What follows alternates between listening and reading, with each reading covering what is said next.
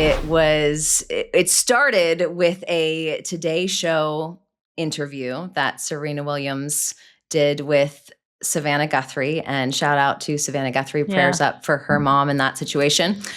But in said interview, Serena was there to talk about the GLP-1 that she has used with great success. She is an investor in the company, and she will have an upcoming Super Bowl commercial, as one does. In that interview, Savannah asked her about re-entering the testing pool. She did not deny that her plan was to come back to the tennis court. And do we know that this is happening? No. I will say, though, Serena knows how media works, and she loves to get people talking. And she posted a video. I mean, she's posted several videos. There has been much proof of Serena Williams on a tennis court, but this video on her social media, I think we have it. We're going to pull it up, is so cute.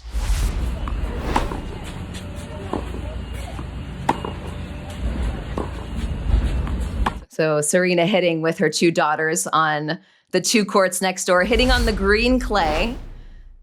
Easier on the knees, right, Kim? Easier on the knees. Very cute. I love seeing, I just love seeing her strike the ball and how clean she hits the ball. And I just think I feel like for a few months now, there's been this rumor and everybody's kind of waiting, like, how is she going to announce it? When is she going to announce it that she is coming back? What it is for? Is it for doubles with Venus? Is it to, maybe play the Olympics? I don't know. Who knows what it's going to be? But I feel like the first time I heard about it was at the U.S. Open, that people were talking in the kind of the tennis hallways and locker room, and that it started there. And I don't know if that's when she, maybe put her name into that the anti-doping WADA whole system.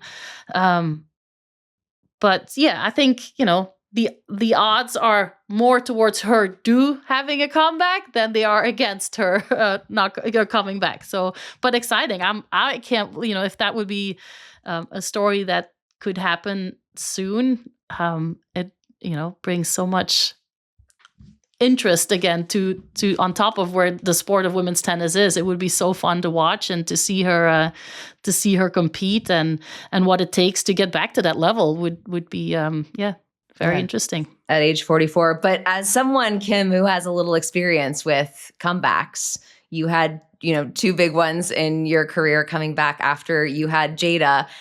You've told me that was not in the cards initially. It's not like you decided to go have a baby and then you're like, can't wait to get back on the court. Can you walk us through? Yes. I was done playing tennis. I felt like, okay, I played tennis. I won an Open. I was number one, won the U.S. Open in 2005, met Brian, my husband, started a family. I lost my dad during that time too. So it was a very emotional time, but also on both sides, beautiful, but also sad. And a few weeks after my dad passed away, I got an invitation from Wimbledon to play under the roof, the new roof that they built on center court. And it was against Steffi Graf and Andre Agassi. And I got to play with Tim Henman, which I was super excited about. And I was like, okay, this sounds really fun. And I want to do that, and started training. And then my hunger for competing and I mean, like, competing a lot of times sounds like competing against opponents, but it's also competing with yourself and trying to push yourself and setting goals and pushing forward and trying to achieve those goals, long and short term. And so that's what I loved the most about it, was to get to that level where I said, like, okay, now I feel like I'm ready to, to compete against the best players. And then years later, with the second comeback, it was a similar feeling. It was like, let me see how far I can push this. Let me see, where my level is at. I feel like I learn more about the sport. I learn more about myself,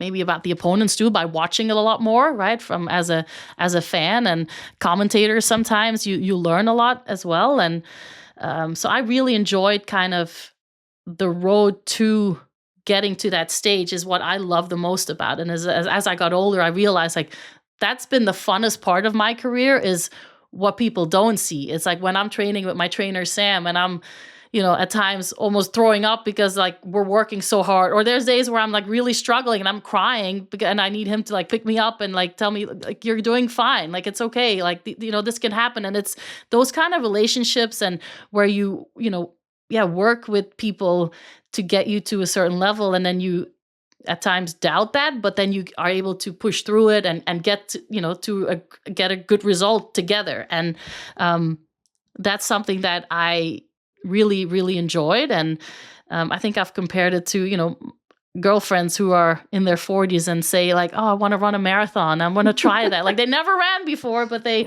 want to try that once before they get to a stage where, they may never be able to do it. So to me, I always say like that was kind of my try to run a marathon. And but it's fun. I think, everybody needs to follow their kind of path. And it doesn't mean that it's against, the stream sometimes, right? Like it's fine and go for it and see where it takes you. And some people may call mine a failed attempt. I don't look at it that way, but people will always, create a story behind that. But I really enjoyed it. And I, played some fun matches. And would I have loved, if COVID didn't happen, I would have played a lot longer. I'm not saying years, but I would have at least given it a couple of years time to work my way through. Did you ever care what people said along the way? Because we've certainly seen it with Venus, and people are saying, why would you do this? You're this great champion and you're out there and it's, you're not at your peak. You can't possibly be at 45 in the case of Venus. Did you care what people said? At times, I think you do. It's not like when I was younger where, you absorb it in a different way. Here, like, oh, this is negative energy. Like I want to just push that aside. So you do hear that negative stuff, but you kind of just learn to focus on what you have to do and focus on, trying to be as good as you can be on that day, I think, and learn not to give it too much thought. But you do kind of, I think, pick it up, here and there. And in the press conferences, you do feel, people's questions or underlaying, thoughts in some of the questions as well. And, but again, that comes with everything. And there's always, something negative or, a question that some people have. But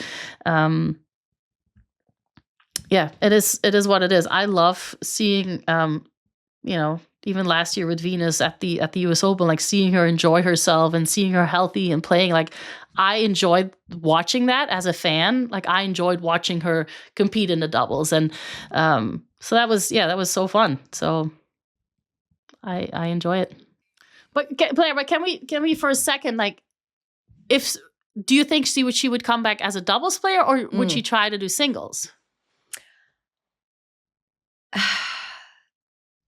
It's a good question. My initial gut was that she wanted to play doubles because I too heard that she would have liked to have been at the US Open and then had to go back into the testing pool, which you said you didn't know that you had to do that either, but your team was like, this is the thing you have to do. Yeah. When you start asking, like I, didn't know what the rules were. So I think a few of my team members were like, oh, let's call the WTA and see what the process is now. And so it was, all right, you need, I don't know if it's 3 months or 6 months that you have to be in 6 months. And then it all starts, right? The out of competition doping, the unannounced stuff comes back and you're like, oh my God, like, this, I forgot about all this part.